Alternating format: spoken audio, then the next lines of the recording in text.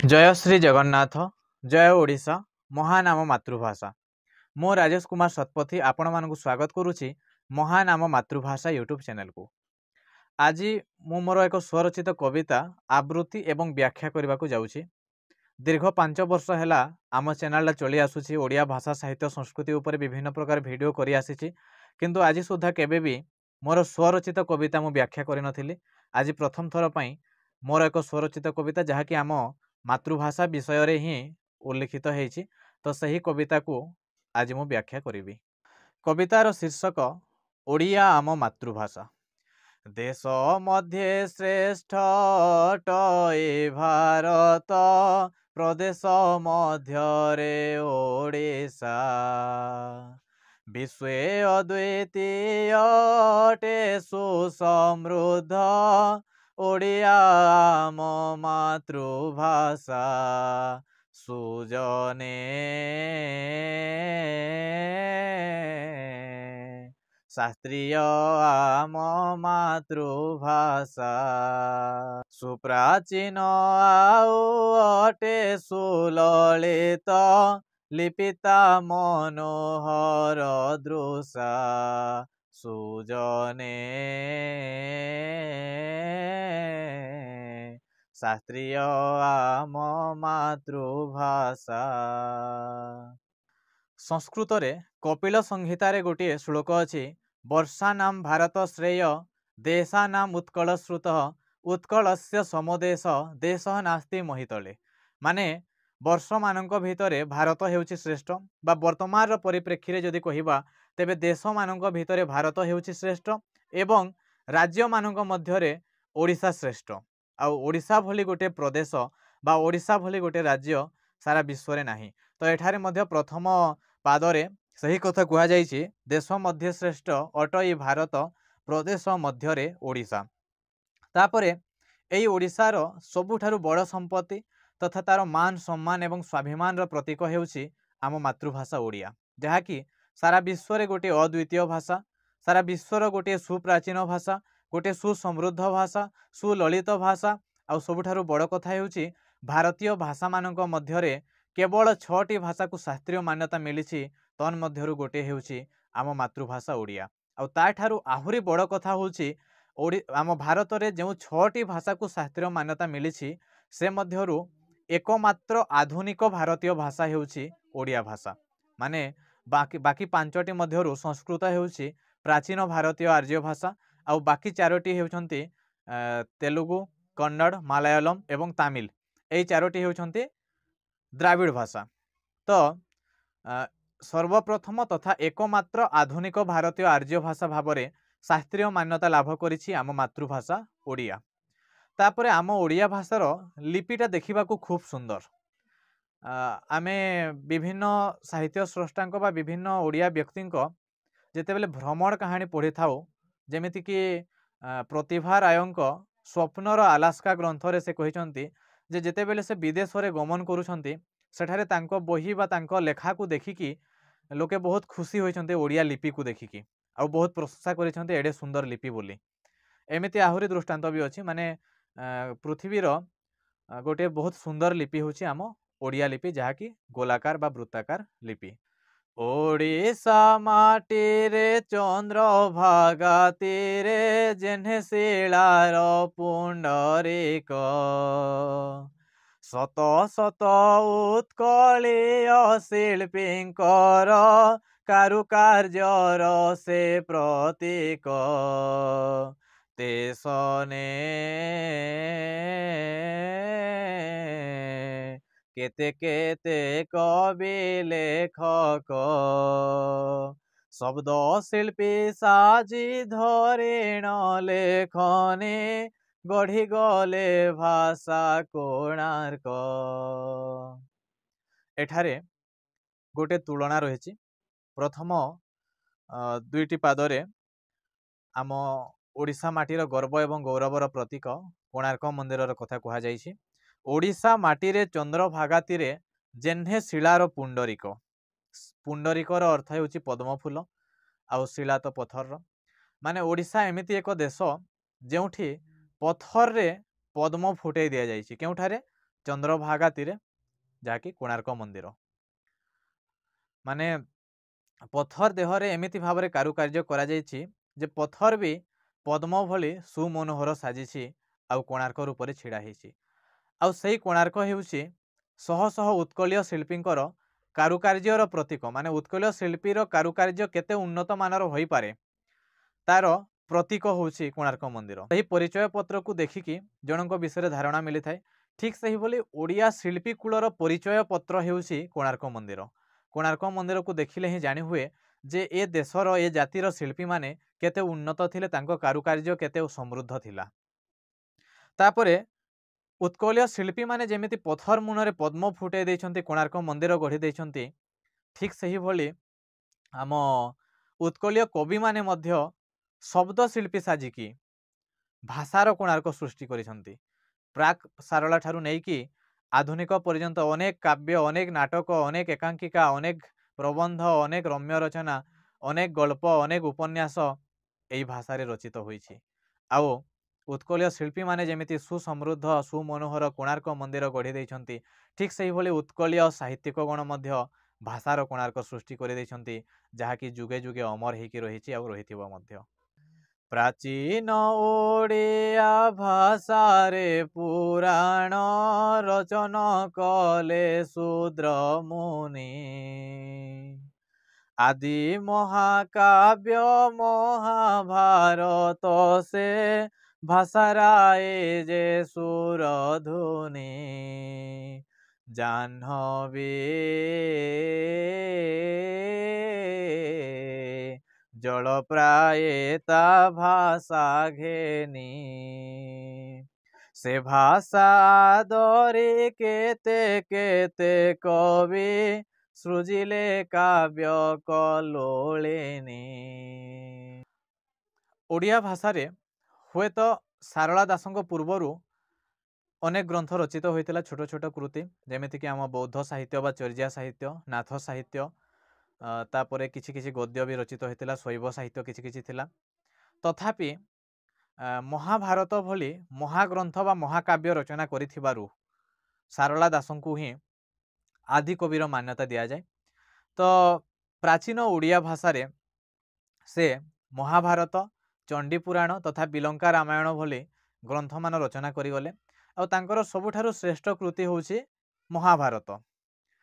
ତ ସେଥିପାଇଁ କୁହାଯାଉଛି ପ୍ରାଚୀନ ଓଡ଼ିଆ ଭାଷାରେ ପୁରାଣ ରଚନ କଲେ ଶୂଦ୍ରମୁନି। ଆଦି ମହାକାବ୍ୟ ମହାଭାରତ ସେ ଭାଷା ରାଇଜେ ସୁରଧୁନି। ସୁରଧୁନି ଶବ୍ଦର ଅର୍ଥ ହେଉଛି ଗଙ୍ଗା, ମାନେ ଗଙ୍ଗାର ଗୋଟିଏ ପ୍ରତିଶବ୍ଦ ହେଉଛି ସୁରଧୁନି। ତ ଭାରତ ବର୍ଷରେ ଗଙ୍ଗା ନଦୀକୁ ଯେମିତି ପବିତ୍ର ନଦୀ ଭାବରେ ଗ୍ରହଣ କରାଯାଏ, ସମସ୍ତେ ତା ଜଳକୁ ଗ୍ରହଣ କରିକି ନିଜକୁ ପବିତ୍ର ମନେ କରନ୍ତି, ଠିକ୍ ସେହିଭଳି ଓଡ଼ିଆ ଭାଷା କ୍ଷେତ୍ରରେ ସାରଳା ଦାସଙ୍କ ମହାଭାରତ ହେଉଛି ସେମିତି ପବିତ୍ର। ଆଉ ତାପରେ କୁହାଯାଇଛି ଜାହ୍ନବୀ ଜଳ ପ୍ରାୟ ତା ଭାଷା ଘେନି। ଜାହ୍ନବୀର ଅର୍ଥ ବି ଗଙ୍ଗା। ତ ଗଙ୍ଗା ନଦୀର ଜଳକୁ ଯେମିତି ଲୋକେ ଗ୍ରହଣ କରନ୍ତି, ପବିତ୍ର ମନେ କରନ୍ତି, ଆଉ ନିଜର ପାପ ଧୋଇଯାଏ ବୋଲି ବିଶ୍ୱାସ ରଖନ୍ତି, ତ ଠିକ୍ ସେହିଭଳି ଆଦିକବି ସାରଳା ଦାସଙ୍କ ମହାଭାରତର ଭାଷାକୁ ଗ୍ରହଣ କରିକି, ମାନେ ସେହି କାବ୍ୟ ଦ୍ୱାରା ବା ସେହି ପୁରାଣ ଦ୍ୱାରା ପ୍ରଭାବିତ ହୋଇକି ପରବର୍ତ୍ତୀ ସମୟରେ ଅନେକ କବି ସାରଳା ଦାସଙ୍କୁ ଆଦର୍ଶ ଭାବେ ଗ୍ରହଣ କରିକି ଓଡ଼ିଆ ଭାଷାରେ ପୁରାଣ ସବୁ ରଚନା କରିଗଲେ। ସେ ଭାଷା ଆଦରି କେତେ କେତେ କବି ସୃଜିଲେ କାବ୍ୟ କଲ୍ଲୋଳିନୀ। କଲ୍ଲୋଳିନୀର ଅର୍ଥ ହେଉଛି ନଦୀ। ମାନେ ଗଙ୍ଗା ନଦୀରୁ ଯେମିତି ଅନେକ ଶାଖା ନଦୀ ସୃଷ୍ଟି ହୋଇଛି, ଠିକ୍ ସେହିଭଳି ଆଦିକବି ସାରଳା ଦାସଙ୍କ ମହାକାବ୍ୟ ମହାଭାରତରୁ ଆଦର୍ଶ ପାଇକି ବା ପ୍ରେରଣା ପାଇକି ଅନେକ କବି ପରବର୍ତ୍ତୀ ସମୟରେ ଓଡ଼ିଆ ଭାଷାରେ ପୁରାଣ ସବୁ ରଚନା କରିଯାଇଛନ୍ତି, ଅନେକ କାବ୍ୟ ରଚନା କରିଯାଇଛନ୍ତି। ମନ୍ଦରେ ସମୁଦ୍ର ମନ୍ଥିଣ ଯେ ସନେ ଅମରେ ପିଲେ ଅମୃତ। ତେସନେ ଓଡ଼ିଆ ଜାତିକୁ ଅମିୟ ପରସି ଦେଲେ ଜଗନ୍ନାଥ। ସେ କାବ୍ୟ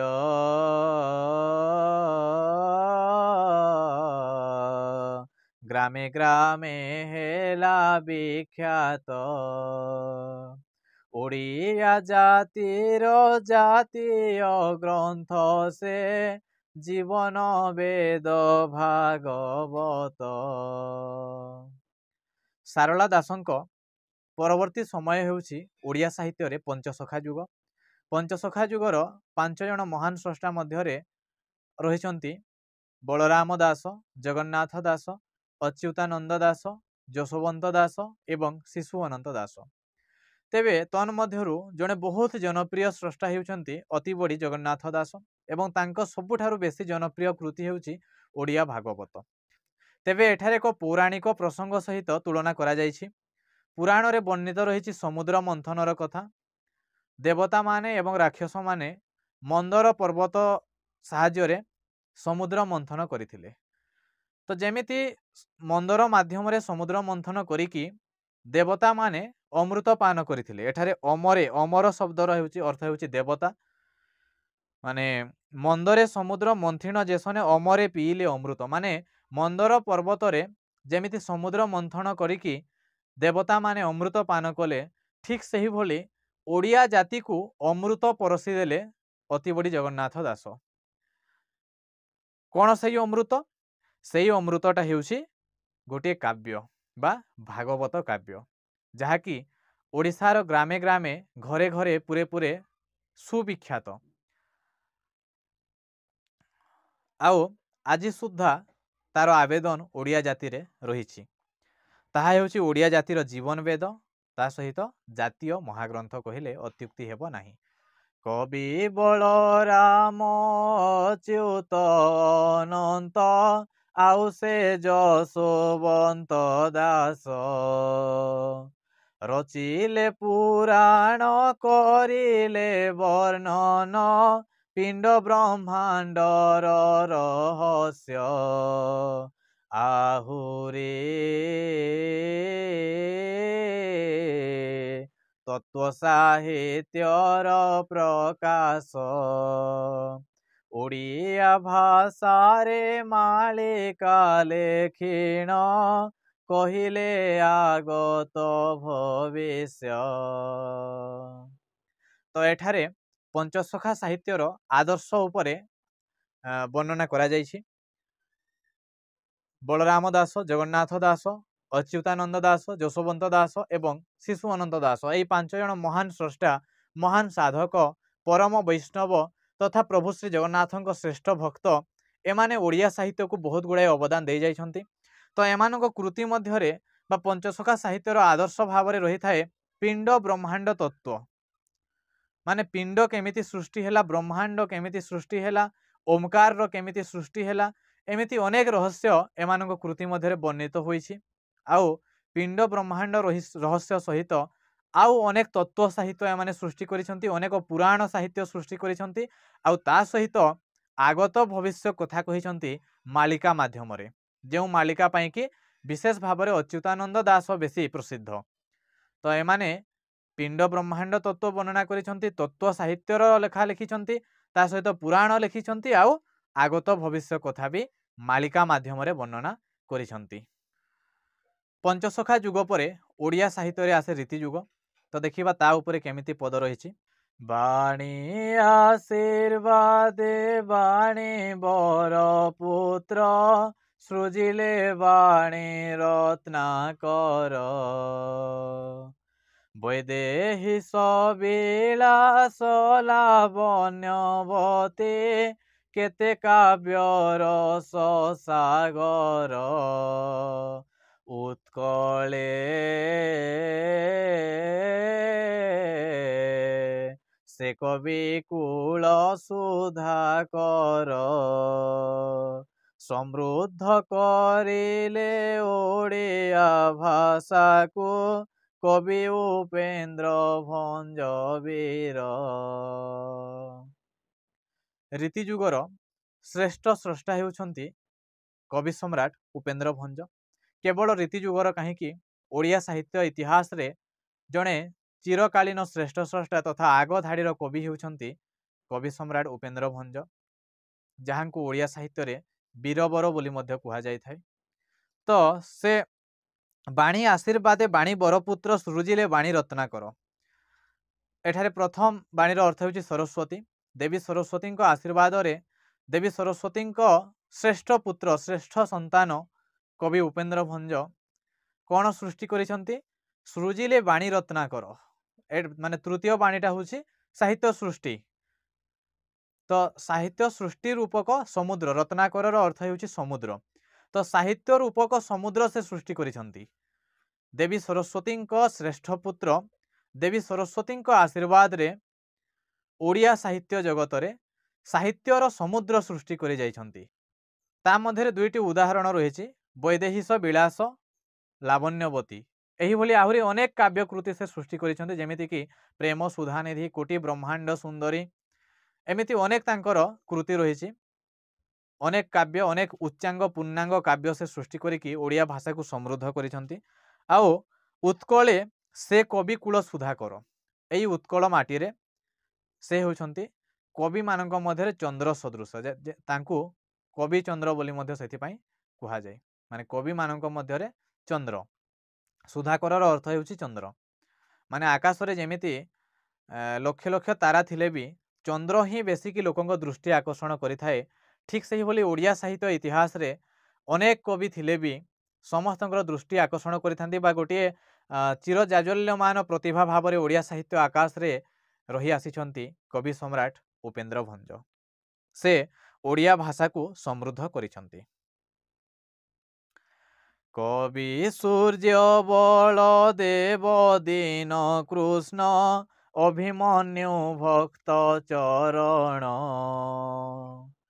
उच्चांग पूर्णांग काव्य सृष्टि करे दीप्त कले भाषा बदन काव्यश्री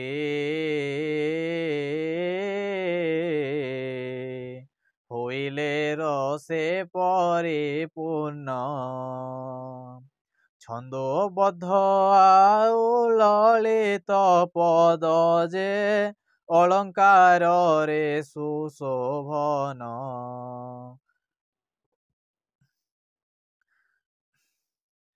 कवि सम्राट उपेन्द्र भंजଙ୍କ ବ୍ୟତୀତ ଆହୁରି ଅନେକ महान कवि महान साहित्य साधक रीति जुगरे थिले, जेमिति कवि सूर्य बलदेव रथ, दीनकृष्ण दास, अभिमन्यु सामंत सिंहार, भक्तचरण दास, एही भली अनेक कवि सही समय रे थिले। आउ सेमाने सब उच्चांग पूर्णांग काव्य सृष्टि करि जाइछंती। जेतेबेले भी ओडिया काव्यर कथा पड़े रीति साहित्य ही हेउछि तार सर्वश्रेष्ठ निदर्शन। माने अनेक गुड़ाई उत्कृष्ट धरणर काव्य सही समय रचित होइछि। आउ सही काव्य गुड़िक केमिति भाव रे रचित होइछंती, रसरे परिपूर्ण होइछंती। प्रत्येक काव्य रे रहिछि अनेक गुड़ाई रसर समावेश, रहिछि अलंकारर प्रयोग, आउ शब्द संयोजना पद लालित्य रहिछि रीति काव्य रे। आउ एते सबु प्रयोग होइथिबारु रीति काव्य होइछि गोटे बहुत सुंदर सुललित सुमधुर काव्य। एते सबु प्रयोग होइथिबारु जेमिति अनेक प्रकार अलंकार रे विभूषित होइथिबा गोटे सुंदरी नारी जेमिति सुंदर देखा जाय थाए, ठीक सही भली सुंदरी होई पड़िछि ओडिया काव्य। पड़ोसी विदेशी साजिले बोइरे भाषार आसिला दुर्दिन खंड विखंडिता भाषा उच्छेदिता दुखिनी मार रोदन श्रवणे शुणी सुयोग्य पुत्र गण जननीर हृत मान उद्धारणे करिले महा आंदोलन। तो ओडिया भाषार गौरवमय इतिहास रे बेले बेले किछि खराब समय भी आसीछि। आउ सही भली एक दुर्दिन बा खराब समय हेउछि इंग्रेज शासनाधीन समय रे जेतेबेले पड़ोसी बंगाली माने आउ किछि इंग्रेजी माने मिलित भाव रे चक्रांत करथिले ओडिया भाषा को मारि देबा पई, ओडिशारू ओडिया भाषार विलोप करिबा पई। तो सेथिपई एठारे कुहा जाउछि पड़ोसी विदेशी साजिले बोइरी, माने पड़ोसी माने बा बंगाली माने आउ विदेशी इंग्रेजी माने आम ओडिया भाषार शत्रु साजिथिले, जहा द्वारा आम ओडिया भाषार दुर्दिन बा खराब समय आसीथिला। आउ सेतेबेले आहुरे दुखर कथा हेउछि जे आम ओडिशा जननी भी खंड विखंडिता हो जाइथिला। तो एपटे खंड विखंडिता, सेपटे पुणे भाषा उच्छेदिता। तो सही समय ओडिशा जननीर एई दुख को बुझी पारिथिले बा निज कान रे शुणी पारिथिले किछि जण सुयोग्य ओडिया संतान, जेमिति कि व्यासकवि फकीरमोहन सेनापति, कविवर राधानाथ राय, स्वभाव कवि गंगाधर मेहेर, भक्त कवि मधुसूदन राव, तापर कर्मवीर गौरीशंकर राय, जातीय गौरव मधुसूदन दास, उत्कलमणि गोपबंधु दास, एहिभली अनेक सुयोग्य संतान ओडिशा जननीर क्रंदन को शुणी पारिथिले, आउ आगे आसीथिले, आउ गोटे महान आंदोलन करथिले जहाँकि भाषा आंदोलन, जहाँ आम ओडिया भाषा को आउ थरे बंचाई देथिला, आउ पुणी ओडिशा रे ओडिया भाषार प्रचलन होइतिला, जहाँकु भाषा सुरक्षा आंदोलन बोली भी कहा जाए। कला बला हक भेदी दिवाकर, जेन्हे द्यंती द्युति प्रकाश, तेमंत ओडिया भाषा भाग्य नभु, कला मेघ हेला विनाश, तपन परसेविक सारस, भाषा कमलिनी प्रस्फुटित हेला, घेनी नुआ रूप आदर्श। कला बलाहक भेदी दिवाकर, जेन्हे द्यंती द्युति प्रकाश। बलाहक शब्दर अर्थ हेउछि मेघ, माने कला मेघ को भेदिकी जेमिति सूर्य पुणी थरे तांकर आलोक प्रदान करती, माने मेघ बेसी समय सूर्य को ढांकी रखी पारे नाही, अल्प समय ढांकिले भी पुणी थरे से मेघ को भेद करिकी बाहरी आसंती, आउ द्युति प्रकाश करती बा आलोक प्रदान करती, तांको तेज तांको चमक आउ थरे प्रदान करती। ठीक से ही भली ओडिया भाषार भाग्य रूपक आकाशरू, नभर अर्थ हेउछि आकाश, ओडिया भाषार भाग्य रूपक आकाशरू कला मेघटा विनाश है, माने जो खराब समयटा आसीथिला सेटा समाप्त घटिला। आउ तपनर अर्थ हेउछि सूर्य, सूर्यंक परसरे बा स्पर्शरे जेमिति पद्म फूल प्रस्फुटित हुए, एठारे सारस शब्दर अर्थ हेउछि पद्म, माने तपनंक स्पर्शरे बा सूर्यंक स्पर्शरे जेमिति पद्म फूल प्रस्फुटित हुए, ठीक सही भली आम भाषा कमलिनी बा ओडिया भाषा रूपक पद्मटा पुणी थरे प्रस्फुटित हैला, पुणी नुआ रूप नहीं कि नुआ आदर्श नहीं कि।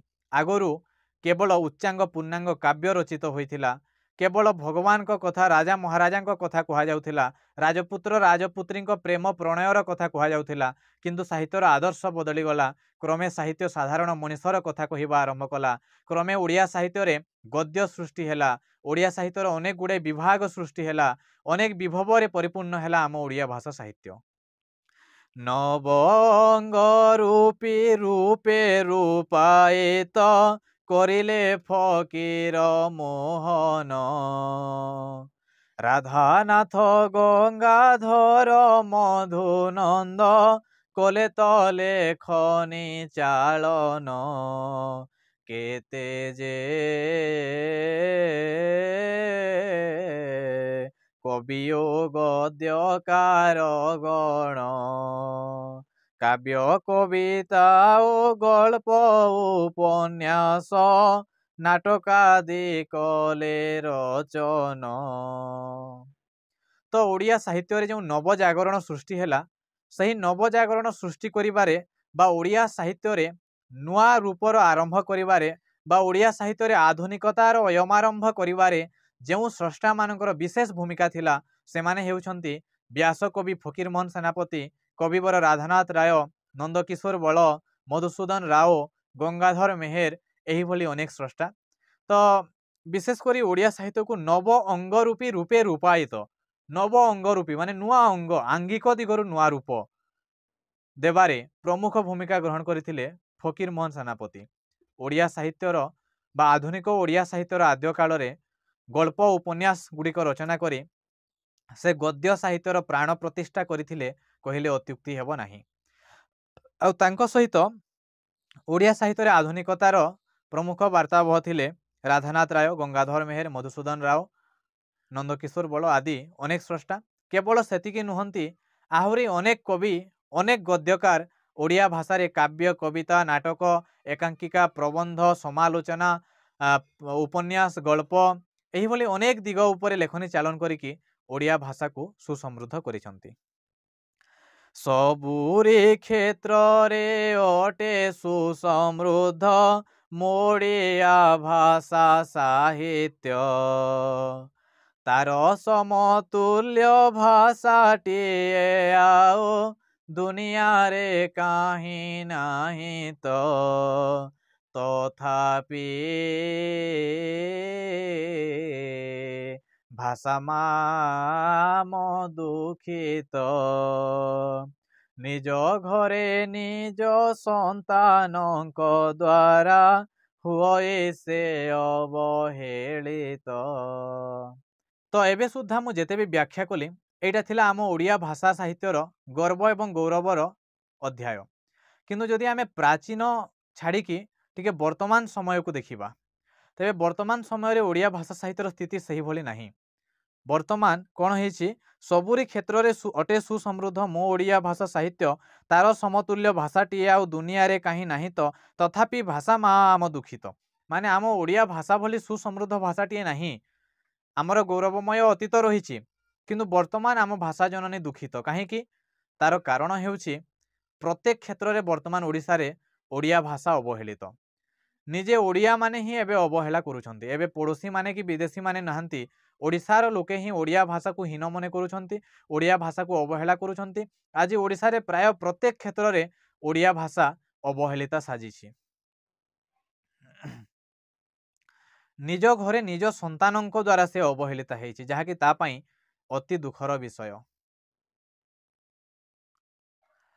ଜାଗ ଜାଗ ଆହେ ଓଡ଼ିଆ ସନ୍ତାନ ବୁଝ ହେ କର୍ତ୍ତବ୍ୟ ନିଜର ନିଜ ଭାଷା ଛାଡ଼ି ବିଦେଶୀ ଭାଷାରେ କାହିଁ ତୁମ ଏତେ ଆଦର ଭାଇ ହେ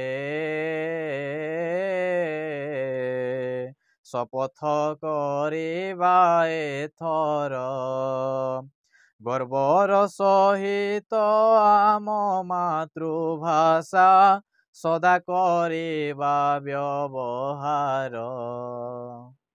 এইটা হচ্ছে কবিতার শেষ পদ।